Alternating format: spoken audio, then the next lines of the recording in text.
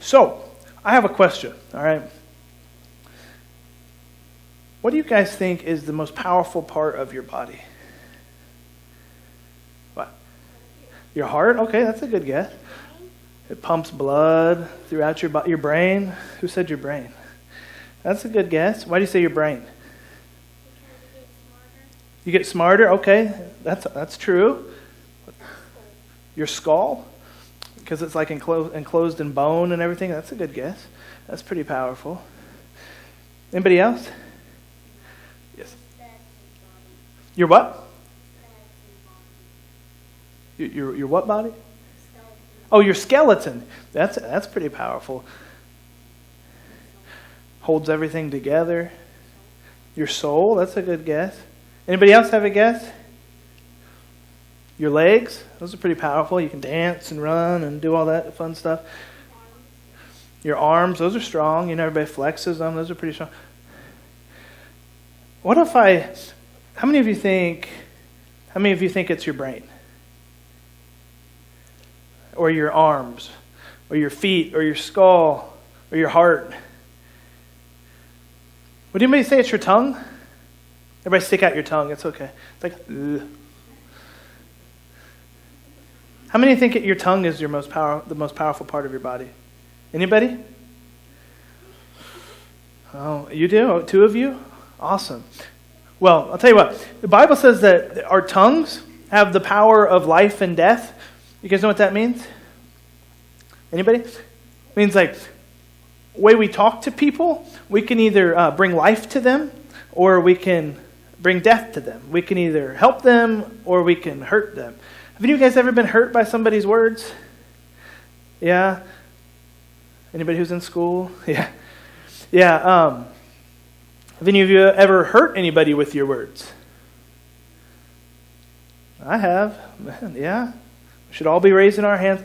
That's why I say our tongues are about the most powerful part of our body that we have. Now, I want to do something kind of fun this morning.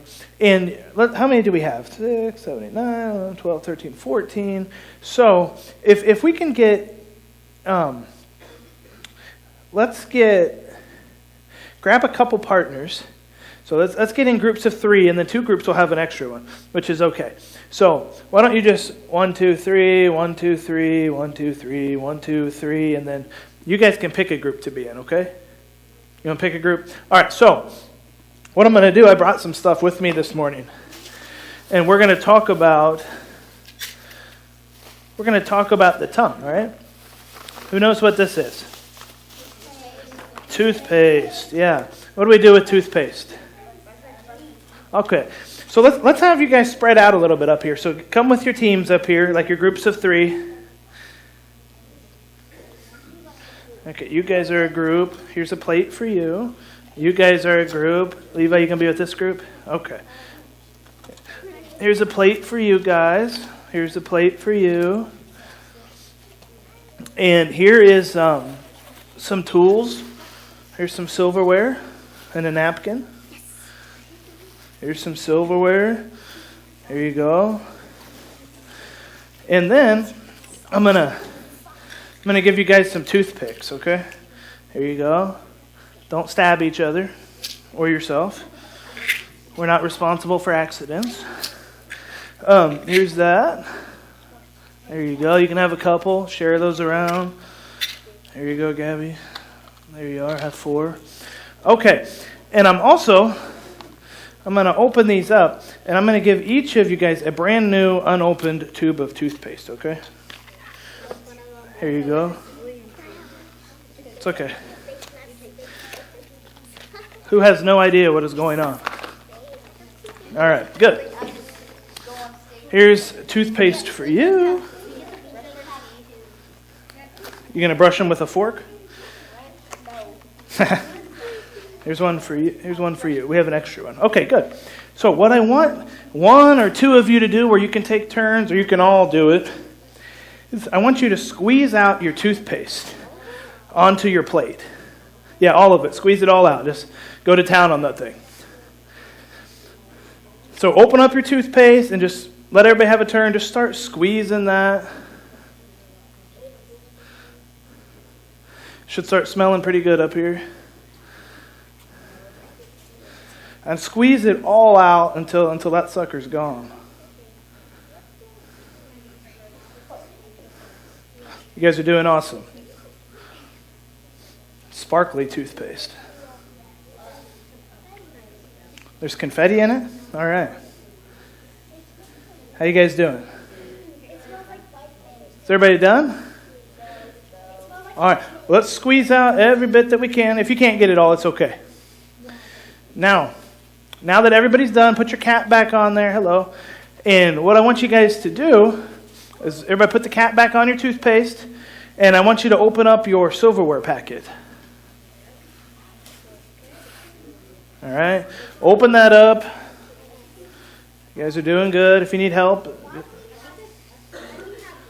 just ignore the salt and the pepper that just comes in there in case you want to season your toothpaste a little bit. Okay. No. So, what we want you to do, everybody got your silverware? Where's silverware? You should have like a fork and a knife and a toothpick, right?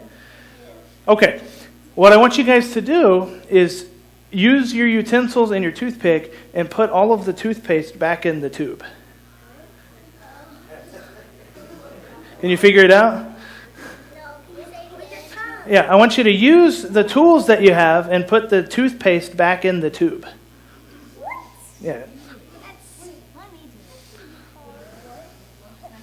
You guys are doing good? There you go. Very nice. You guys are getting pretty creative. We got some people using the toothpick to put it in there if you can't see, the knife.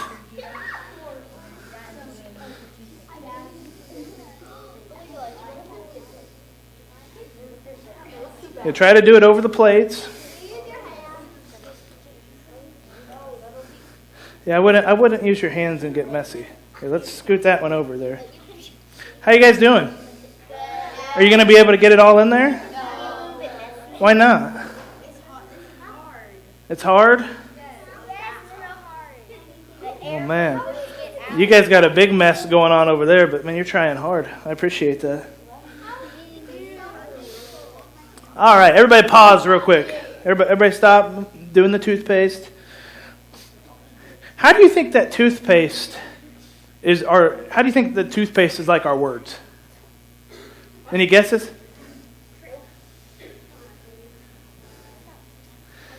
What if I told you like that the toothpaste on your plate are like the words that come out of our mouth? What happens once you say something to someone? You can't take it back. That's right. Whether you say something good or whether you say something mean or nasty, we can't take it back. Once we say something, it is gone. And no matter how hard we try, maybe able to get a little bit of that toothpaste back in there, but you can't get it all back in there. There's still going to be some left on the plate, and we can say sorry and we can apologize to people, but no matter what, we can't undo the damage that we do with our mouths. All right? Everybody, thank you for your help this morning. Give them a hand, and they're going to go wash their hands. So, words are powerful, yes? Yeah. I was reading a story about Ernest Hemingway, a famous author. You probably read some of his books. But he was sitting with a group of his friends, and they were at a restaurant, and they made a bet with him. They're sitting there eating, and they said, Ernest, we bet that you can't come up with a story using only 6 words. And he took the bet, and he grabbed a napkin there, and he took a pen out of his pocket, and he wrote these 6 words. He goes, for sale, baby shoes, never worn. 6 words, an infinite amount of story possibilities with that. It's like, oh, what happened? Was there a miscarriage? Was it a stillbirth? Like, did they give it up for adoption? Like, that story is completely open-ended. You don't know what happened, but words are powerful. We remember words all the way from back to our childhood. Everyone in here, I guarantee it, for good and bad. Like words like, man, I'm so glad I get to be your dad. Or I'm so glad I get to be your mom. Or, honey, you're doing such a good job. I'm so proud of you. I love you so much.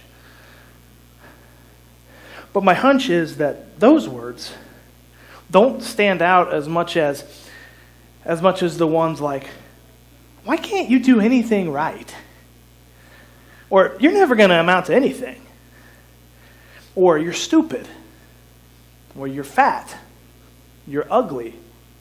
I wish you were dead. Words are powerful, and words are telling. Jesus says in Luke 6:45, he says, a good man brings good things out of the good stored in his heart, but an evil man brings evil things out of the evil stored up in his heart. For the mouth speaks what the heart is full of. The mouth speaks what the heart is full of. In other words, what you say out of your mouth really comes out of your heart. And it's not literally like that organ that's pumping blood. When the Bible speaks of your heart, it's talking about like your whole person, your whole self. And so Jesus is saying your heart determines what kind of things are going to come out of your mouth. If good things are coming out, then the heart's good. But if like nasty, bad, rotten things are coming out, heart's sick. The heart is bad.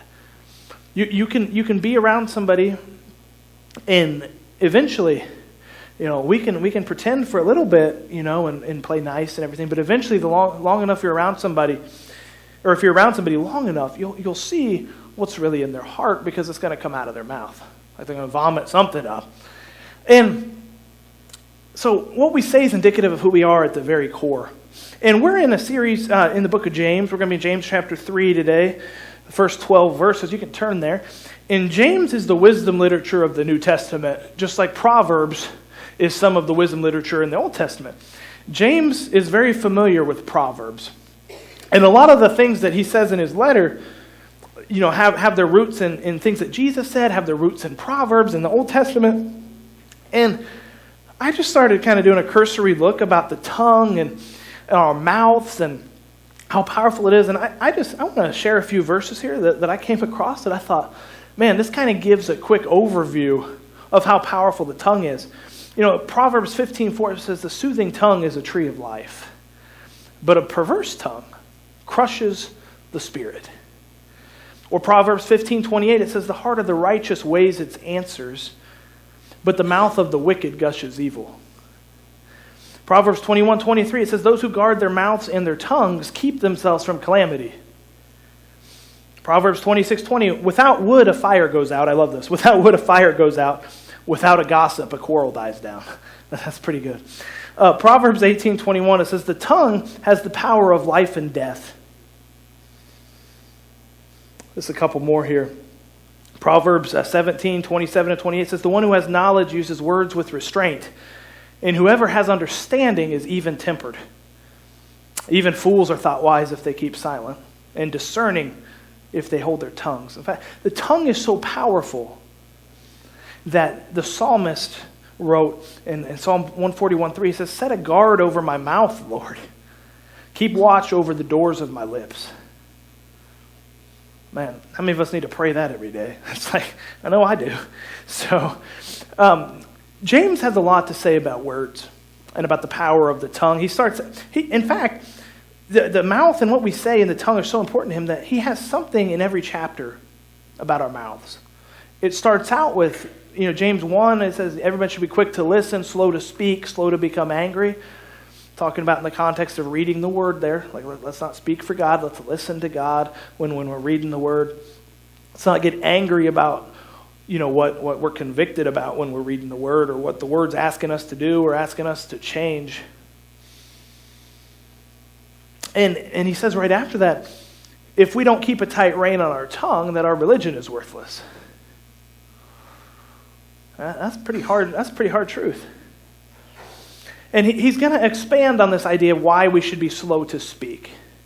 And remember, the whole point of this book, the book of James, the letter of James, is he wants his church that's scattered around due to all kinds of things to know what genuine and saving faith looks like.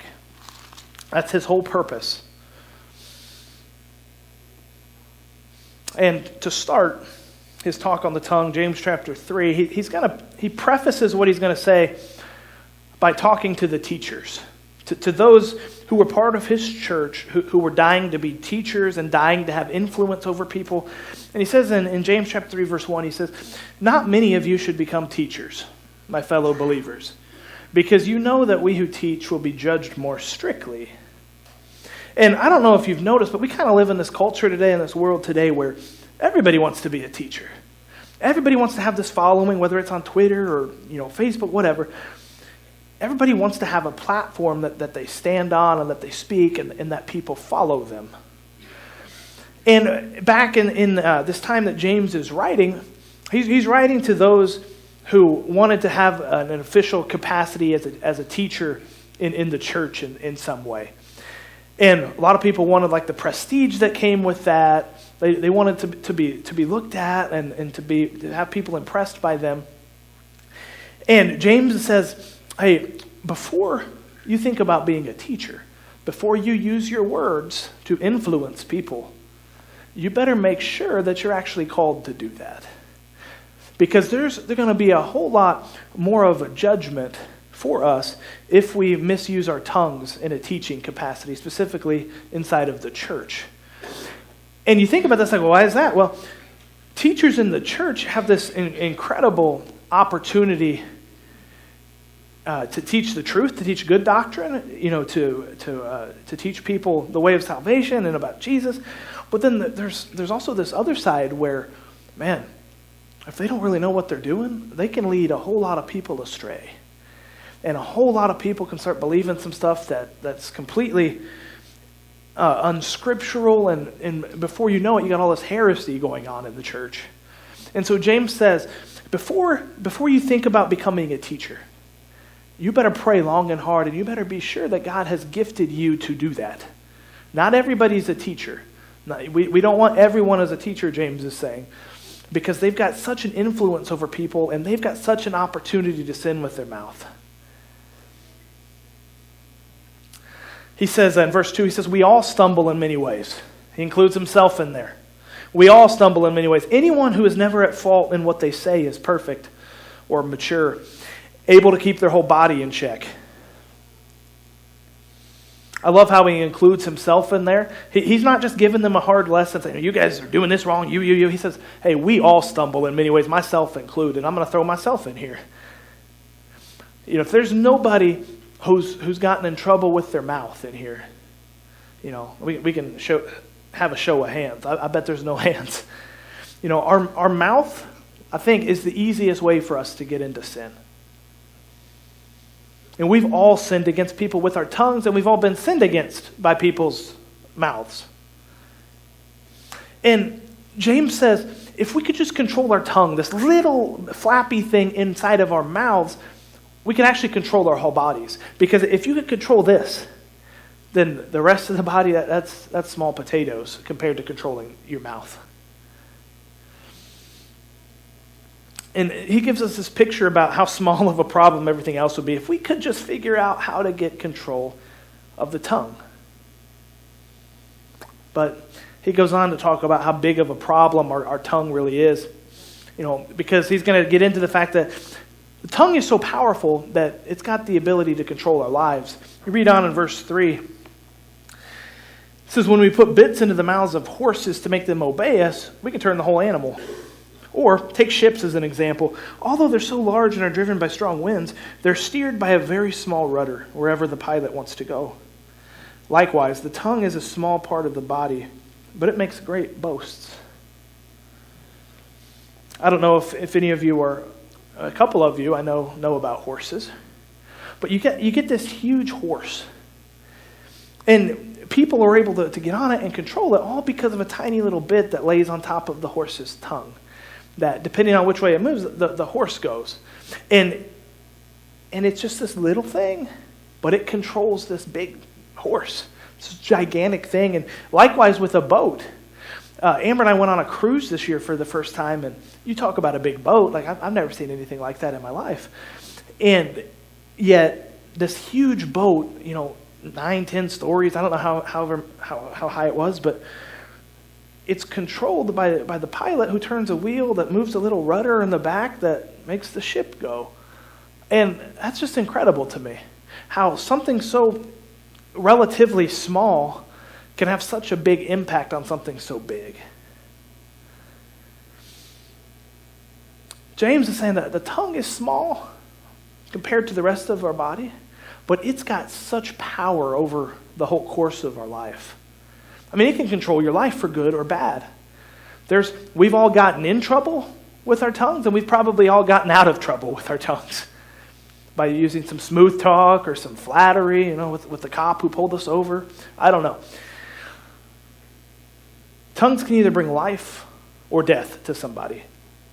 But not only do they have the power to control our lives, they also have the power to corrupt not only our lives, but other people's lives. You read on here, he says, consider what a great forest is set on fire by a small spark. The tongue also is a fire, a world of evil among the parts of the body. It corrupts the whole body, sets the whole course of one's life on fire, and is itself set on fire by hell. All kinds of animals, birds, reptiles, and sea creatures are being tamed and have been tamed by mankind, but no human being can tame the tongue. It's a restless evil full of deadly poison. Back on October 8th, 1871, there was a cow that kicked over a lantern in a barn in Chicago. And as a result, 17,500 buildings were destroyed. 300 people died. 125,000 people were homeless, all because of a little spark. Just a little spark caused the Great Chicago Fire. Just a little spark, somebody being careless out in Red Rock, when it's dry, somebody doing something that would go up in a heartbeat. We saw it, in places around Woodward and Tologa last year with the forest fires. All those start with just a tiny little spark, but it doesn't take long for everything in the path to be engulfed by it. Just a little spark. And fire is kind of an apt illustration that James uses. He says, because the tongue, he says, is set on fire by hell. And he uses the word Gehenna, which is the same word that Jesus used when he talked about hell. And it was this literal place in the Valley of Hinnom outside of Jerusalem. And it was this big kind of garbage dump that was always burning. It's full of worms and full of all this dead stuff. And back in the Old Testament, the Canaanites and other faiths would actually sacrifice their children in this fire. And it just burns and burns. It's just this place of total destruction. And when Jesus talked about hell, he used Gehenna as this reference for what hell is like. And James says, man, our tongues are actually, when they're corrupting people, when they're spreading fire, when they're destroying people's life, they are actually set on fire by hell. We're actually doing the devil's work for him when we corrupt people with our tongues. When we just let words fly without thinking who they're hurting or what we're saying, we're just acting as agents of the devil, doing his work. And we're just bringing more and more hell on earth.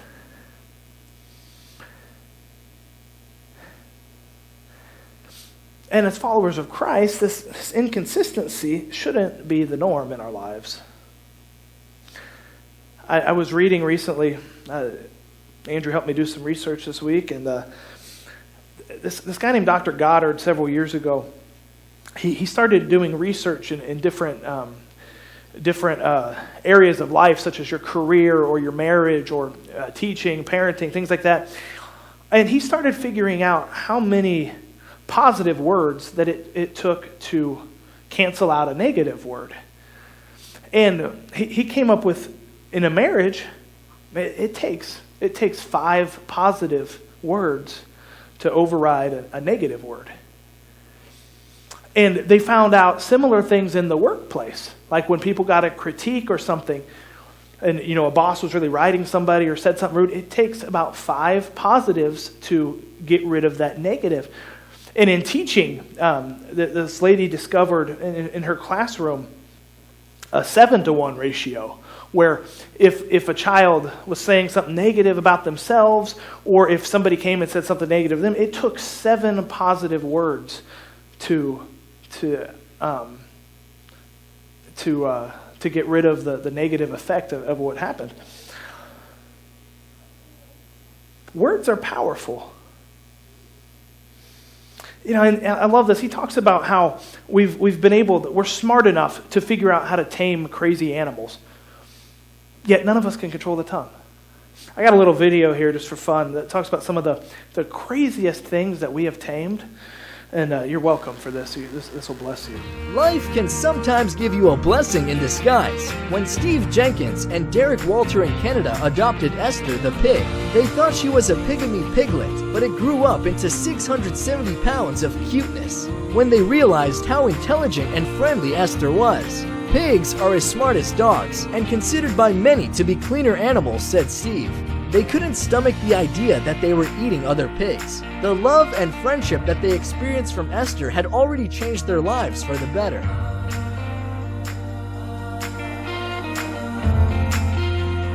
Home pet superstar. A number of roles in the movies are on the account of this extremely cute bear. This is Pantilinko, a family of trainers. The 298-pound bear lives with them. The couple took the bear, named Stepan, to the family when he was only 3 months old, and since then he has lived with them for 23 years. The bear eats 50.7 pounds of fish, eggs, and vegetables, as well as condensed milk, which she simply adores every day. He is clever and kind. As the pair of trainers say, he has never shown aggression towards people.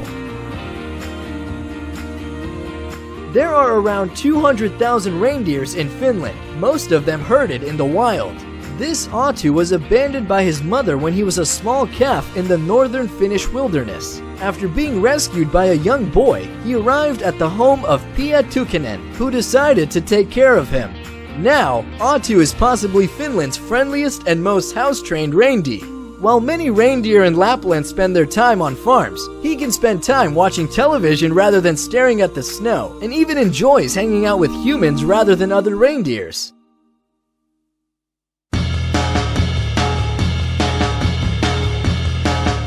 It turns out that a huge bison can become a favorite pet of the whole family, and without problems lie on the rug in front of the TV. Meet Jim Sotner and his favorite bull calf named Bailey Jr. This bison is a real hero. His height is almost 78.7 inches, body length is 94.5 inches, and weight is 1,834 pounds.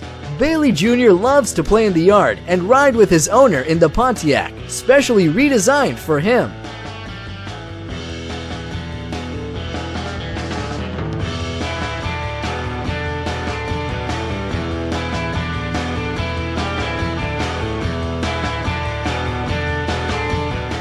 So we can train a bison, a grizzly bear, a pig, a reindeer. There's also videos on there of a shark. I didn't want to keep going.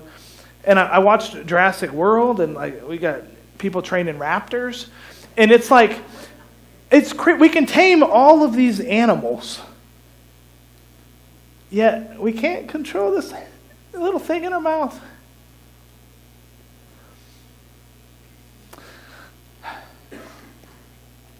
Talk about how weird this is. Verse 9. It says, with the tongue we praise our Lord and Father, and with it we curse human beings who have been made in God's likeness. Out of the same mouth come praise and cursing. My brothers and sisters, this should not be. Can both fresh water and salt water flow from the same spring? My brothers and sisters, can a fig tree bear olives, or a grapevine bear figs? Neither can a salt spring produce fresh water. I don't know if this is ever connected, but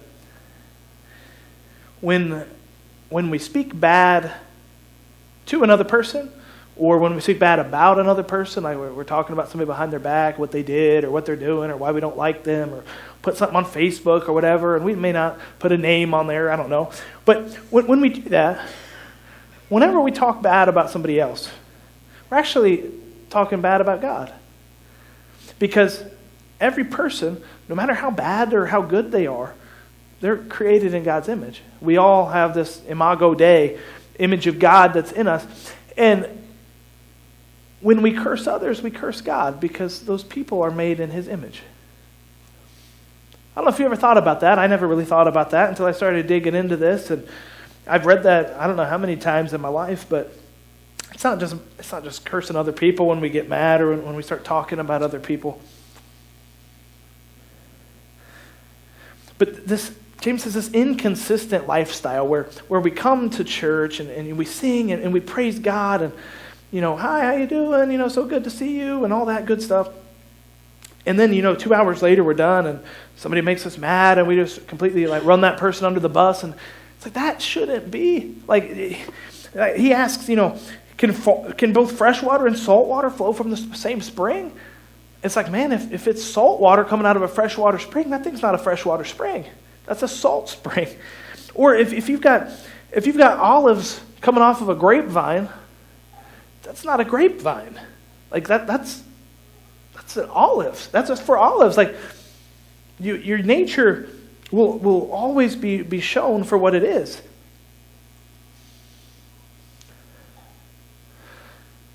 I heard this when I was in college, and I found it again as I was preparing for this, but it's kind of this, in wrapping this up, it's kind of the idea, before we talk about somebody, or before we talk to somebody makes us mad or whatever, and I'm going to go give them a piece of my mind. They're going to know what they did. There's this acronym called THINK, and the T stands for, is it true? So before I talk to somebody or before I talk about somebody, that's the first thing. Is it true? The H is for, is it helpful?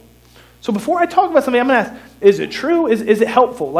Is me telling this person something actually going to help them, or do I just want to get whatever's bugging me off of my mind and just vent so I feel better? The I is it inspiring? Right? Is it actually going to build the person up? Does it have the chance of doing that, or is it just intended to tear the person down and make them feel about that big? And is it necessary? Does what I have to say, do I really need to tell them that, or can I just get over that? Is it more my problem than it is theirs? And K, and this is probably the hardest, is it kind? Is it kind? So before we talk about somebody, before we talk to somebody who's really made us mad or whatever, do the think, is it true? Is it helpful? Is it inspiring? Is it necessary? Is it kind? And if most of those are no, maybe we ought to just keep our mouth shut. I think it's on purpose that God gives us a tongue that's behind a set of teeth. It's kind of caged in there. It can't get out unless we open our mouth. There's probably a reason for that. Our tongues have such a possibility to build somebody up, to encourage somebody, to say, you're doing such a good job, or I'm so glad I know you, or man, I'm so glad you're part of my life. And they also just have this other nature to just completely destroy somebody. People kill themselves based on what people say to them. That's how powerful this thing is inside of our mouth. So I want to encourage us this morning, think before we speak. Will you pray with me?